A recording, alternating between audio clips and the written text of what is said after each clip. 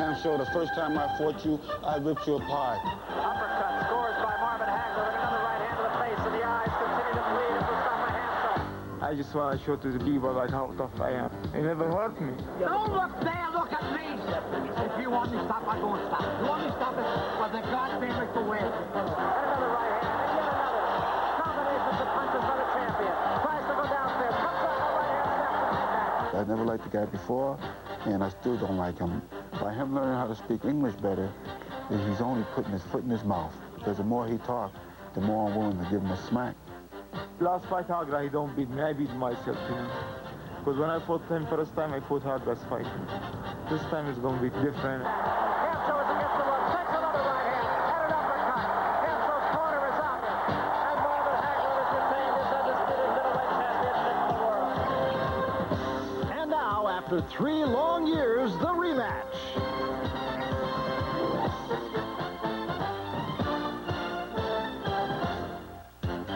It is a city which has always symbolized hope and prosperity in a free world, the heartbeat of international trade, and throughout history, the most prestigious arena for boxing's brightest stars.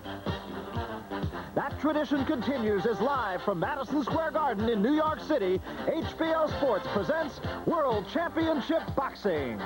And now the main event, the undisputed middleweight champion of the world, Marvelous Marvin Hagler, takes on #1 contender Mustafa Hamsho in a scheduled 15-round title fight. The excitement beginning to build as this historic landmark of boxing's illustrious past counts down the minutes to yet another championship fight. I'm Barry Tompkins with Ray Leonard and Larry Merchant. We're at the Garden, and we're looking forward to a replay of a fight really that was so lopsided in Chicago a couple of years ago, that between Marvelous Marvin Hagler, the middleweight champion of the world, and Mustafa Hamsho. Now, Ray, they tell us we're going to see a different Mustafa Hamsho this year, but can the Leopard change his spots? I want to see that. I doubt very seriously, Barry, but they can add on. He could become more defensive and not remain a stationary target. Marvin Hagler, of course, loves a guy who comes right at him, and that's exactly what Hamsho did the last time. But your feeling really is that we're going to see pretty much the same fight. The same. It will be pretty much a replay, but we may see a much more aggressive and tougher Hamsho. People are saying that Marvin Hagler has lost a little bit. What do you think? I doubt very seriously. This man sitting here, Thomas Hearns, Hagler wants him. He's going to look good. Well, over the years, we've gotten to know Marvelous Marvin Hagler here on HBO, but you know, he's really a part of a team that started with a dream of 2 brothers back in Brockton, Massachusetts.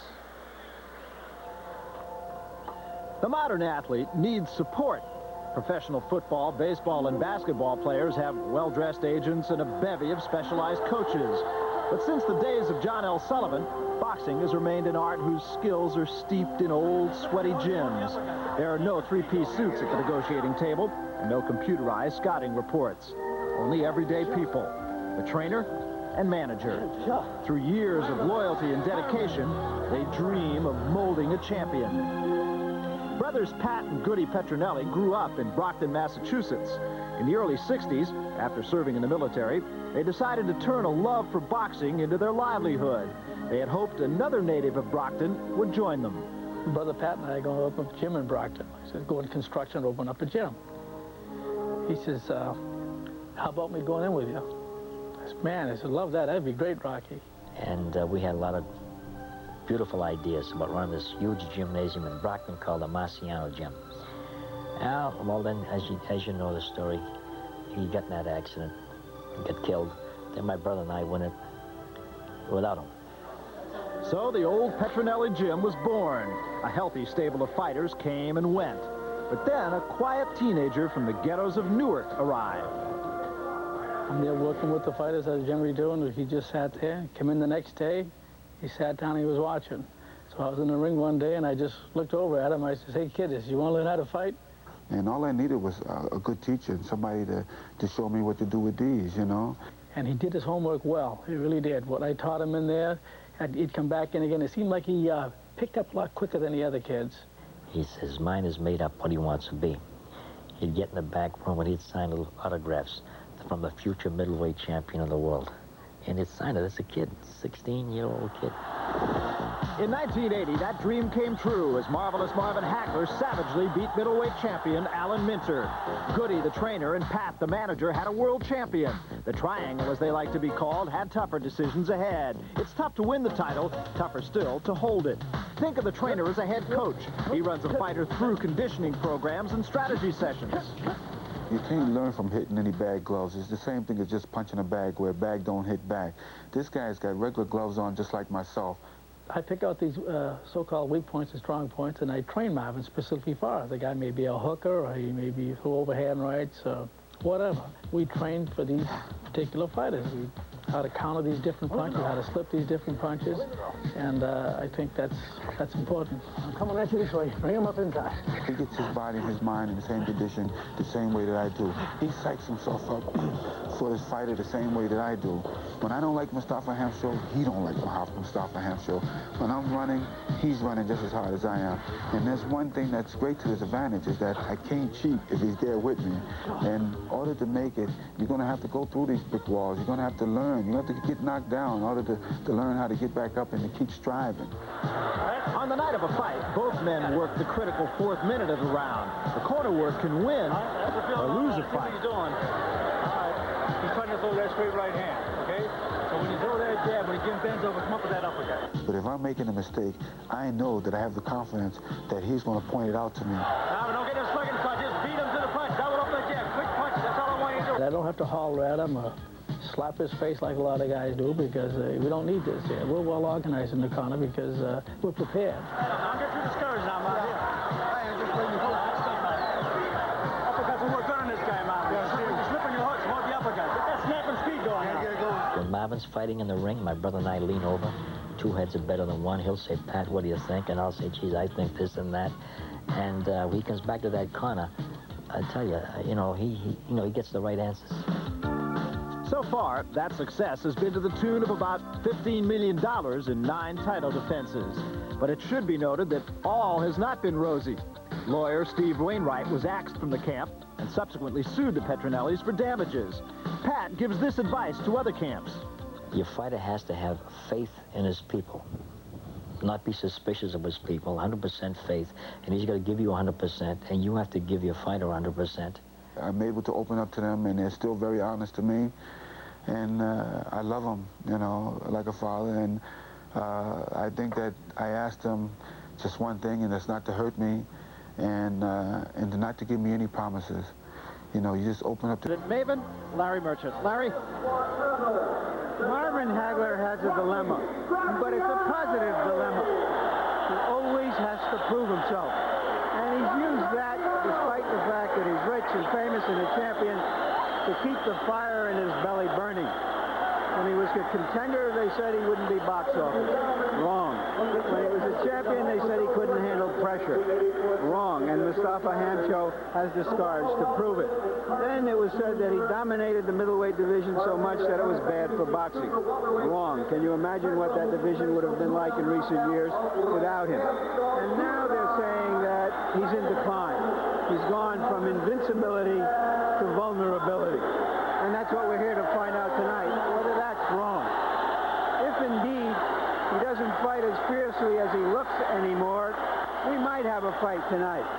Because Mustafa Hamsho has traveled a long, hard road to get back in the ring with a guy who gave him a terrible beating. Either he's crazy or dangerous.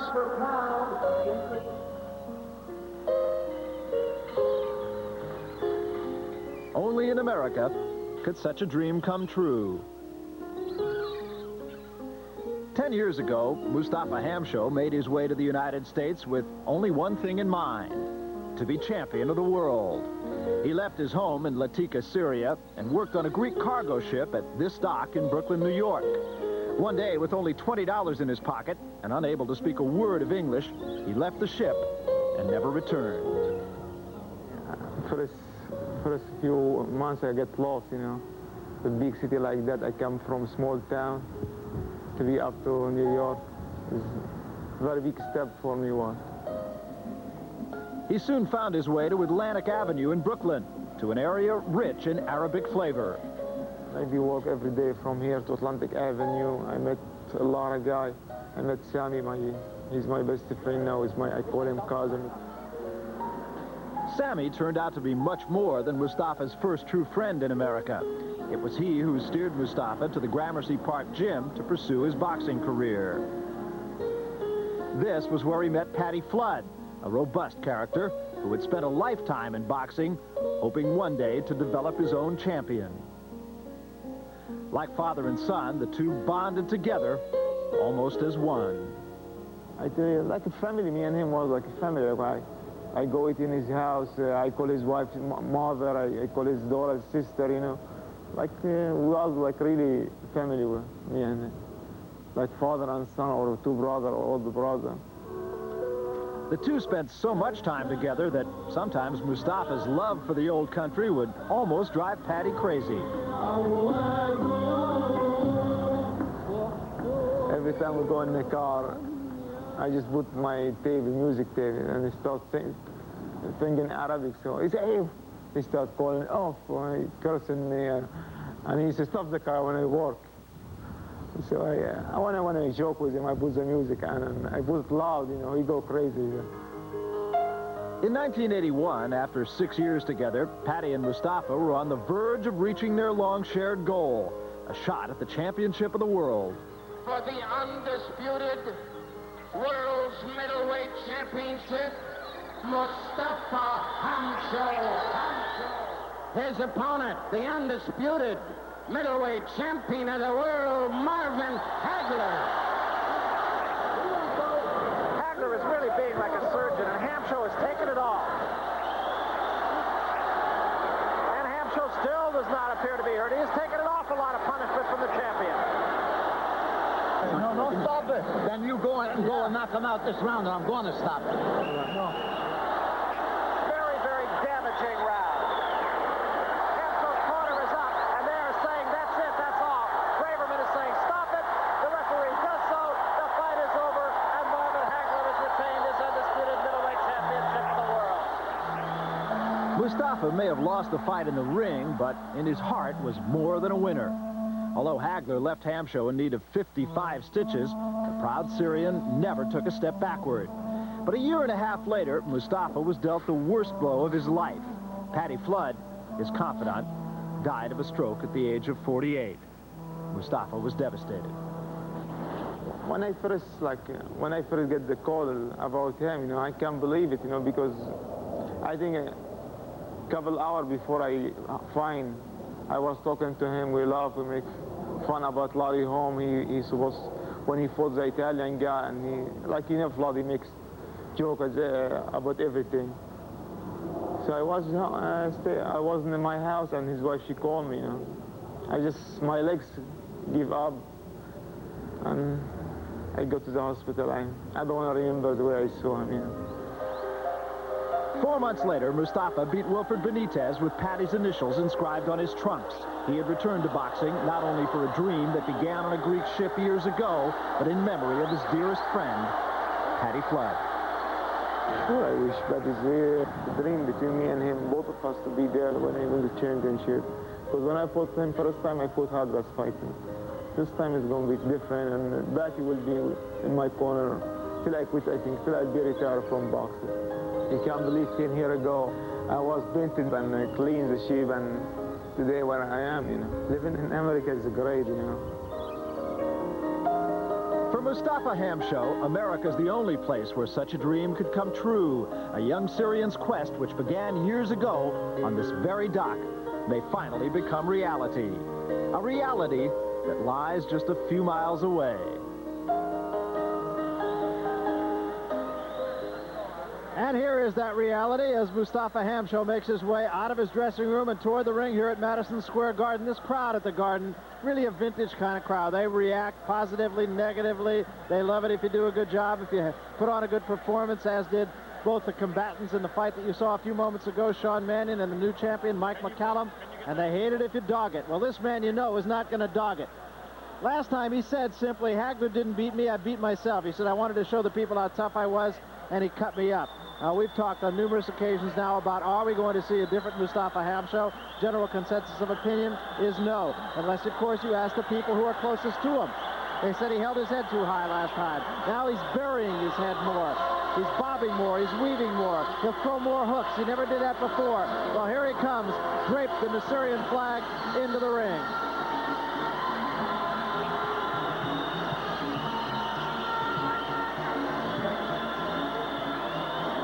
Here's a look at Mustafa Hamsho's record, 38, the 2 losses.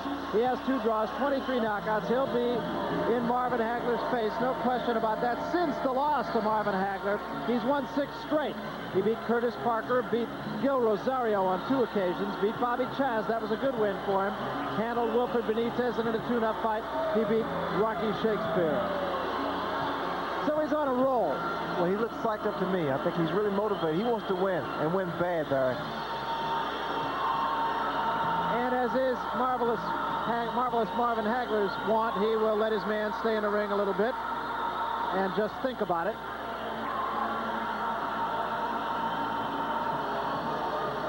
Larry, what do you think about his victories over Chaz and Benitez?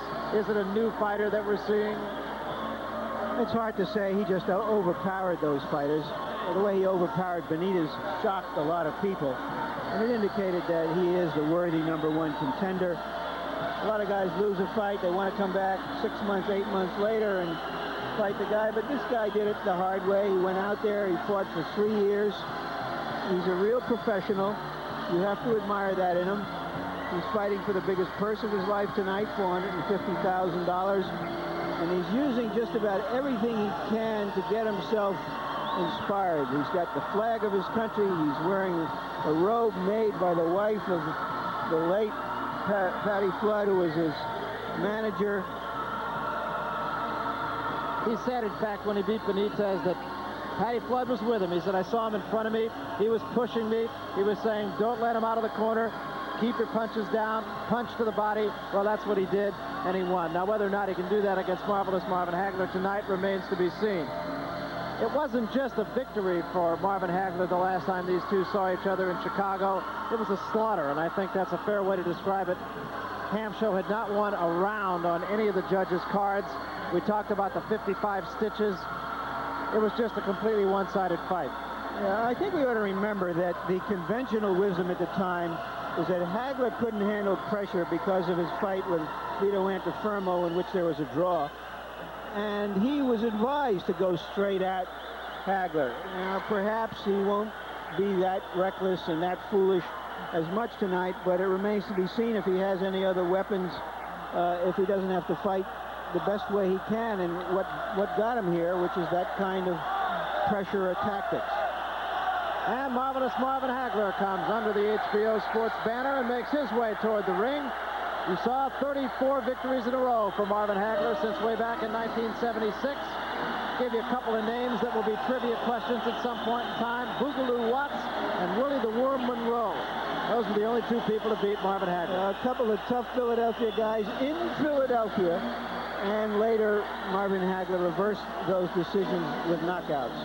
And they came within 2 months of one another. Boogaloo Watts winning in January, and then Willie Monroe winning in March. Since that time, he's unscathed. This, the 10th title defense. There are the numbers on marvelous Marvin Hagler. 49 knockouts, even though he doesn't really consider himself a knockout puncher. Right now, we'll look at the tail of the tape and see how these two match up against one another, as Hagler, one thing, always comes into the ring very warm. That's something that Sugar Ray Leonard has talked about on numerous occasions here. Here's a look at how they match up, and they match up remarkably comparably. Statistically. And that, of course, may be the key point of this entire evening. So it's marvelous Marvin Hagler against Mustafa Hamsho. Here's a look at the opponents who they have faced in common, and the results are also pretty much in common. Alan Minter, of course, marvelous Marvin Hagler won his fight with Alan Minter to win the title. He beat Wilfred Scipion. Hamsho won over Scipion on a disqualification. Right now, we'll go to the ring announcer, Michael Buffer, for the pre-fight festivities. Michael? Ladies and gentlemen, will everyone please rise for the Syrian national anthem. Please rise.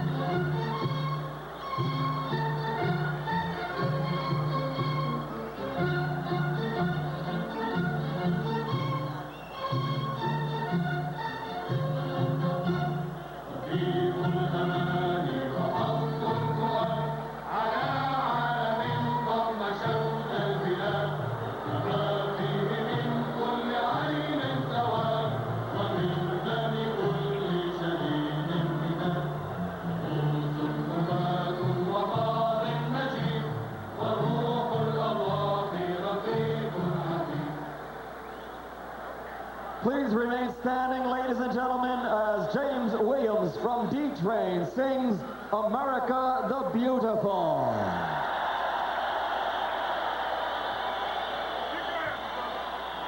Oh, beautiful, for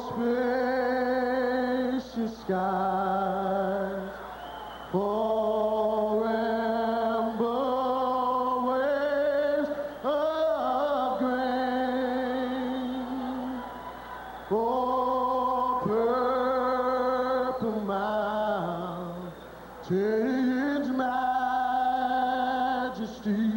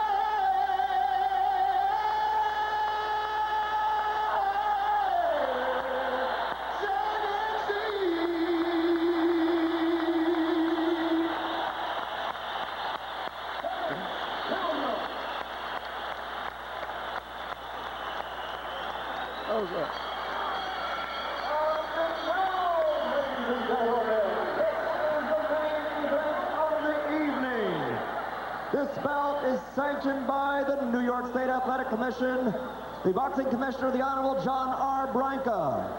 It's approved by the World Boxing Association and the International Boxing Federation. The WBA supervisor at ringside is Alberto Aleman of Panama. The three judges are Eva Shane from New York, Harold Letterman from New York, and Vinny Rainoni from New Jersey. Two physicians at ringside are Dr. Earl Slaw and Dr. William Latham. The timekeeper is Freddie Albatello, and counting for the knockdown seconds, Tony Perez. The referee for this championship bout is Arthur Mercanti from New York. And now let's get ready to rumble. This is it. 15 rounds for the undisputed middleweight championship of the world. Introducing first in the red corner. He's wearing green trunks and weighs 159.5 pounds. His professional record, an outstanding one. 38 victories, only 2 losses and 2 draws. 23 by knockout. He's formerly from Syria and now from Brooklyn, New York. The #1 contender in the world, Mustafa Hamsho.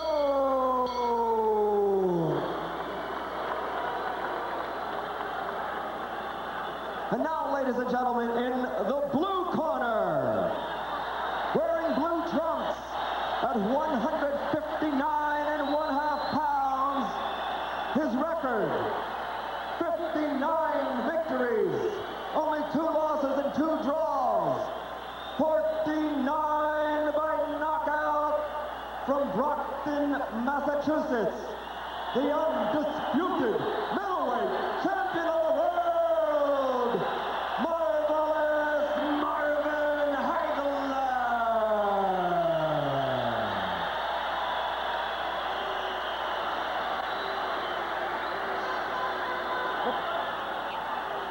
Arthur Mercanti, the referee, with the instructions.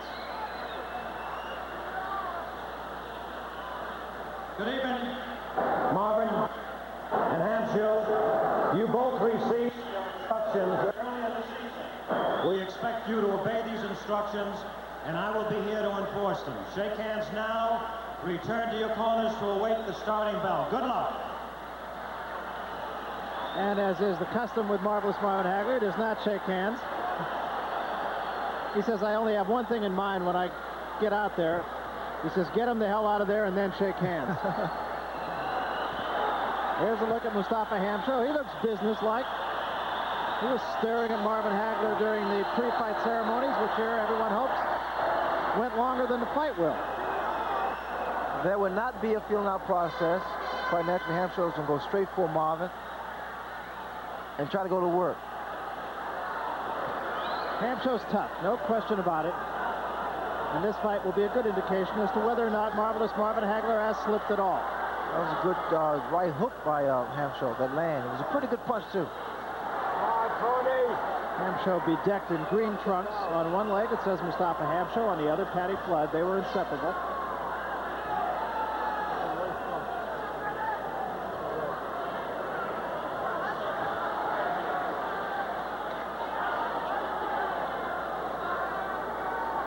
I mentioned earlier that Marvelous Marvin Hagler in that first fight did not lose a round. So right from the opening bell, he took charge. Well, right from the very beginning, he dictated the pace of the fight. But here, I think he really wants to feel his man out and see a weakness. And Hagler looks at Arthur McCanty for help as he was complaining that Hamsho held him. Hagler has to be very careful, Barry, as far as headbutts. Although it's not intentional, it's just the way that Hamsho, his style is. Yeah, that is one thing to keep in mind. Even though Mustafa Hamsho had 55 stitches from cuts inflicted by Marvelous Marvin Hagler in that first fight in Chicago, Hagler himself was cut from a butt in the first round. You know, there was a big question whether or not Hamsho could change his style. And he is. And what I see, he's moving his head. He's not being a stationary target. Well, that's what they said, that he bobbed and weaved a lot more now, and he will throw hooks, which he didn't throw too many of in the past. I think what Hamsho's driving force is not only just to win the title, but to do it for Patty Flood, who he loved dearly. Butts really could be a factor in this fight, and with these two styles, contrasting though they are, they really do become that much more conceivable. If I'm not mistaken, Bert, it seems to be a trickle of blood already on the left eyebrow of Mustafa Hamsho. So we will watch that. And there is a little bit of blood. At least it shows actually on the belt of the trunks of Marvin Hagler. And there, Hagler is saying was a butt. They just collided with heads. We'll try to watch that if we can. And Hagler is starting to get really frustrated because he felt that it was intentional. Hagler talking to his man, telling him, come on.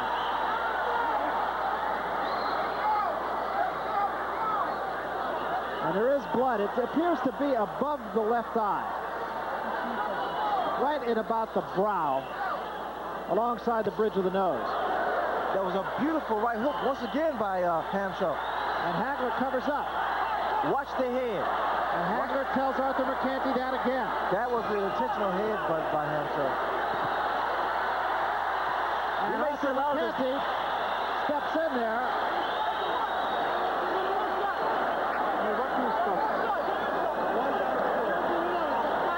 We know that Hamsho already has a cut over his brow. This fight could come down to a question of how much blood the referee Arthur McCanty could stand. I actually gave that round to Hamsho. He was more deliberate than we've seen in the past. He showed more movement. Here he comes in, and there you see the butt in which he's led with his head. And Hagler was very upset. There it is. He led with his head. He did not cut Hagler. He is being more deliberate. And Hagler's anger got the best of him in that round. He seemed frustrated. He seemed a little bit surprised by the way Hamsho fought him. Round two. A lot of fireworks in that first round. You may see a lot more movement from Marvin. Well, you say, put it this way, you should. Hagler stay on his toes and give this man a lot of lateral movement. Keep him in the center of the ring and not let Hamsho get him against the ropes nor the corner.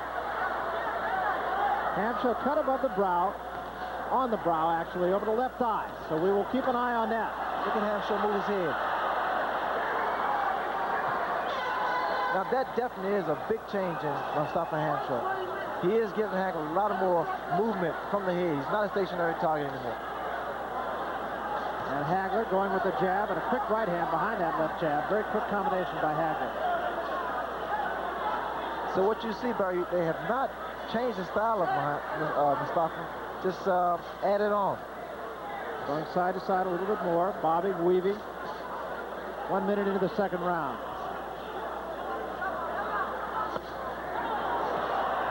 And once more, Hamsho opens up on Hagler, but Hagler a counter-punching right hand.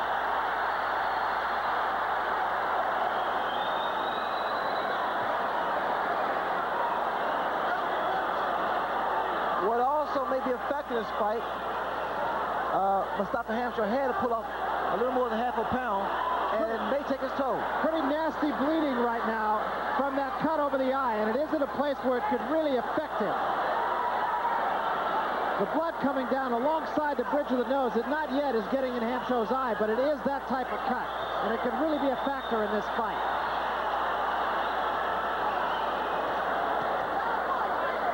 I believe that that is the same cut from the first round. I don't think he was cut any more than that. Watch your head! Marvin must be extra careful of the tactics of Mustafa Hamsho. And Mercanti once more said to Hamsho, watch your head. Watch the shoulders, watch the head. Hagler must be extra careful.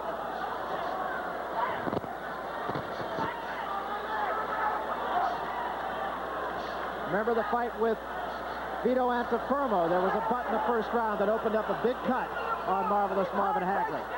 There was a butt in the first round of this fight, too. It did not open a cut. The only blood right now showing from the left eye of Mustafa Hamsho. That's a good right hand by Hamsho.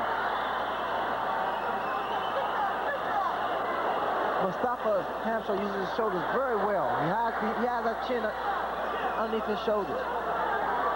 Has very broad shoulders. In between rounds, we will look into the corner of Mustafa Hamsho, and we will try to check on that cut. Hamsho took a good right hand that stopped him in his tracks.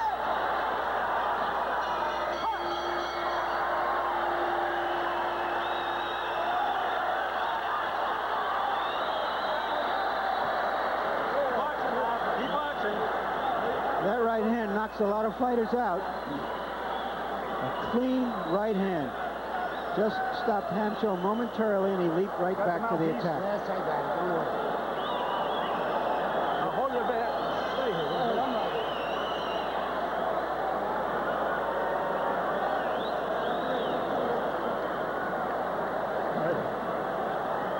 The question is whether Hamsho can fight effectively in this style. He obviously is not getting hit as much as he was in the first fight. And there's that right hand. A clean punch.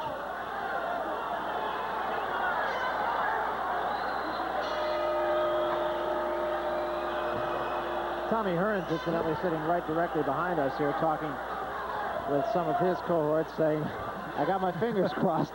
There's no question as to who he's rooting for. This is the third round. Hamsho fighting with his elbows and his head. And that was just out and out a butt. Hagler can't lose his composure, though. He must stay relaxed, stay calm. I think this is what Hamsho wants Hagler to do. Just get upset. Just run in.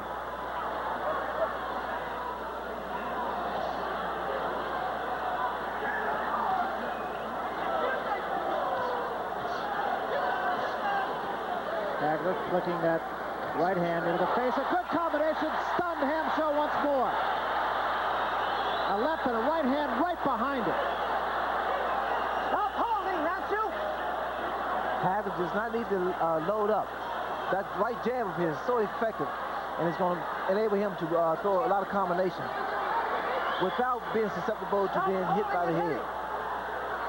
And every time Hamsho lowers his head, Hagler takes a half step back.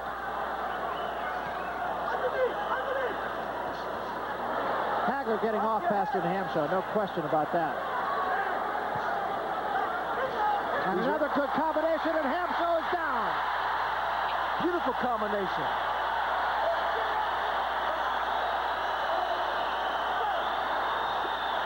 Now you're going to see Marvelous Marvin Hagler go to work. He has a great killer instinct. He started with a right hand, and Hamsho holds on once more.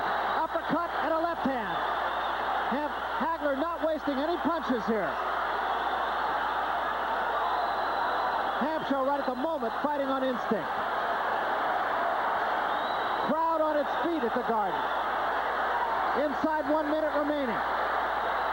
He's ready to go. He's ready to go. Hamsho is out on his feet. Hagler should be able to finish him off. Time, no factor.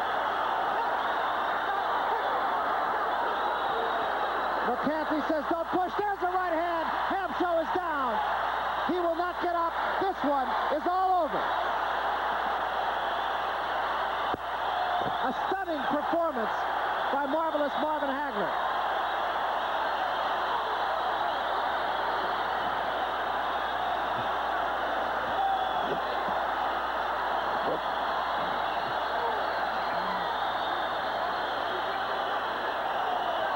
Well, that's going to make people sit up and take notice, I think, Ray. Oh, for sure. I think Hagler just did a great job in doing away with Mustafa Hamsho. He was very sharp. I think the last time these two fought, we had said that that was as good a performance as we'd seen of Marvin Hagler. However, at that time, Hamsho's style was made to order for Hagler. Tonight, Hamsho tried to do something a little bit different. And I'll bet here that Marvelous Marvin Hagler didn't miss but 10 punches in this fight. Well, the right hook was what did the damage. In fact, he sent Hamsho to the canvas, and he took his time. I was impressed with the fact Hagler took his time. And here, Hamsho is just on Queer Street. His legs are not steady, and just Hagler put a barrage of punches together and put Hamsho down for good. And didn't miss any punches, and that really is the key. His punches were very accurate, Barry. He just took his time, and he was very frustrated and angry at first. That right hook there was the final punch and the end of the fight. But frustration was in Hagler's face for a long time because Hamsho did a lot of things. I think Hagler was very concerned, as a matter of fact, about a butt, because that, of course, could turn a fight. And Hagler looking down at Tommy Hearns, who sits behind us here. Pat Petronelli pointing to Hearns. Hearns got to be a happy man. He wants to be pointed to at this point. The public wants. This is a natural fight, a big fight. It's a happening. It's an event. Marvelous Marvin Hagler, absolutely a fine performance. We keep referring to him as Marvelous Marvin Hagler. We want you to know that is his given name. He had it changed. Ergo, it is Marvelous Marvin, not just simply Marvin. Right now, let's go up to the ring announcer, Mike Buffer. He has the official decision. Ladies and gentlemen, the time, 2:31 of the third round. The referee stops the bout. The winner by technical knockout, still undisputed middleweight champion of the world, Marvelous Marvin Hagler.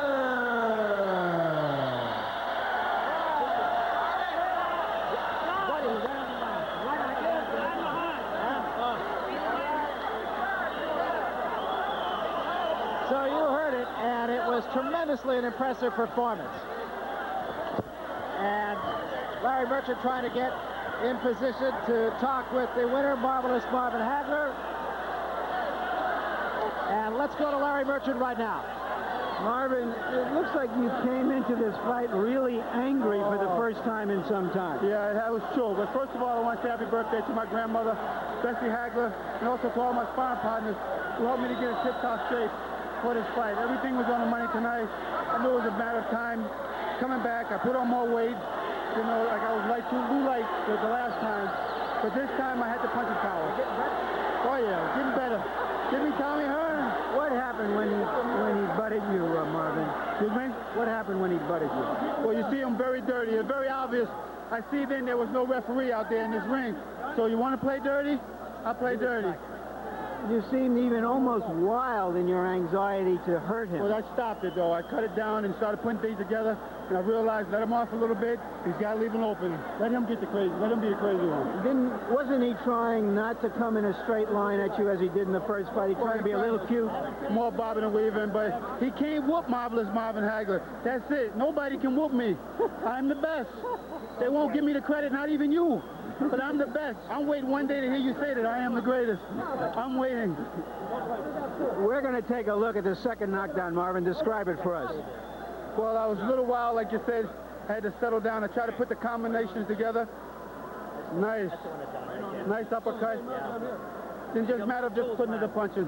I had so much more combinations, and we was planning on using. Here it comes again. This is one of the punches that I worked on in training camp here, because he drops his right hand there a little bit.